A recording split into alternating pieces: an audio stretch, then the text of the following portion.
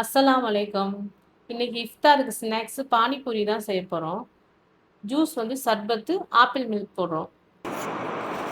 பாலை நல்லா திக்காக காய்ச்சி வச்சுருக்கேன். ஆப்பிளை நல்லா பொடிசு பொடிசாக கட் பண்ணி இதுக்குள்ளே பாலுக்குள்ளே போடுறோம். பால் வேறு மில்க் மேடு எதுவுமே ஊற்ற வேணாம். ஏன்னா நம்ம பாலை நல்லா திக்காக காய்ச்சி வச்சுருக்கோம். இப்படி க்ரீமியாகவே இருக்கட்டும்.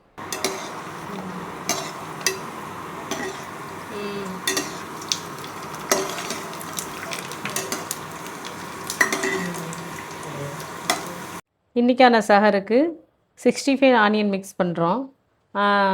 அது மட்டும்தான். அதையும் போட்டு பிணைஞ்சி வச்சு சோறு சாப்பிட்லாம். அதுக்காக தான்.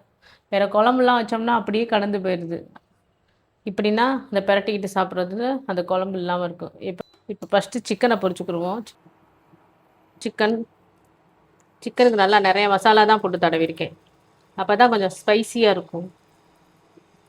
ஏன்னா நம்ம குழம்பு வைக்க போகிறதில்ல, வெறும் சிக்கனை மட்டும்தான் பிரட்டிக்கிட்டு சாப்பிட போகிறோம் சஹருக்கு. சிக்கன் நல்லா பொரிஞ்சிடுச்சு. இப்போ 5 வெங்காயம் நறுக்கி வச்சுருக்கேன் நீட்டு வாக்கில். இப்போ இதை இறக்கிட்டு அதை பொரிப்போம். எண்ணெய் ஊற்றிக்குவோம். நான் ஒரு 5 வெங்காயம் நறுக்கி வச்சுருக்கேன். நல்லா வதக்கிக்கிங்க. நல்லா வதக்குனா தான் இதுக்கு டேஸ்ட் அதிகமாக நல்லாயிருக்கும். இப்போ வெங்காயம் ஓரளவு வதங்கிருச்சு. நாங்கள் அந்த மசாலாவை கொஞ்சம் அள்ளி போட்டிருக்கேன். இப்போது நம்ம என்ன செய்ய போகிறோன்னா, இந்த சட்டியை ஊற்றிக்கி இதில் வச்சுட்டு சிம்மிலே வச்சு கொஞ்சம் வதங்க விடுவோம். இதுலேயே அந்த மசாலாலே உப்பு நான் ஏற்கனவே நிறையா தான் உப்பு போட்டிருக்கேன். நீங்கள் உப்பு பத்தலைன்னா செக் பண்ணி பார்த்து போட்டுக்கோங்க. கேட்கலாம் நீங்கள் ஒரே சட்டியிலே வதக்கியிருக்கலான்னு.